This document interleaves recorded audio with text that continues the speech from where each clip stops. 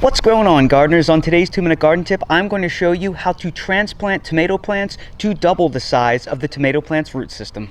Tomato plants are very heavy feeders. They require a large, strong root system in order to have optimum health and production. If you look carefully at the stem of a tomato plant, you will notice that the stem is covered in a fine fuzz, almost like hairs. Those hairs that grow along the stem can turn into roots if they are buried deeply enough and they are left in constantly moist soil.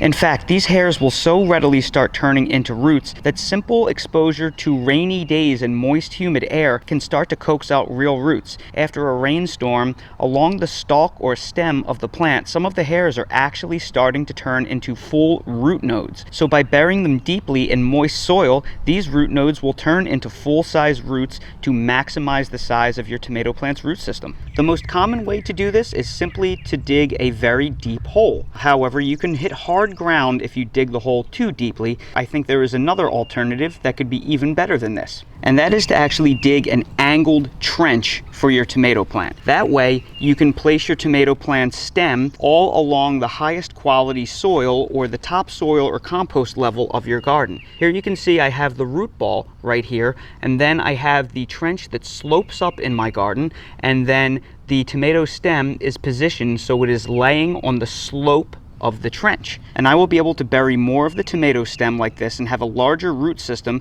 than if I were to have simply dug a deep, straight hole. Now that the tomato has been placed in the trench, we are going to fertilize it, and I'm going to use an organic slow-release fertilizer. This is a 356, but anything around a 555 where all NP and K is represented and close together will do.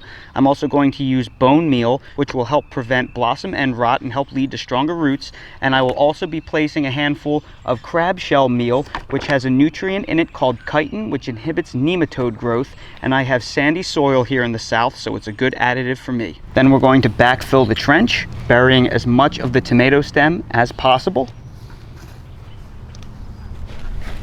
Once all the tomato transplants have been laid in the trench, the organic slow-release fertilizers have been placed, and the soil around the transplants has been backfilled. We are then going to water them in with a soluble fertilizer. Inside my watering can is nothing more than a tablespoon of Jack's 20-20-20 with Alaska fish emulsion.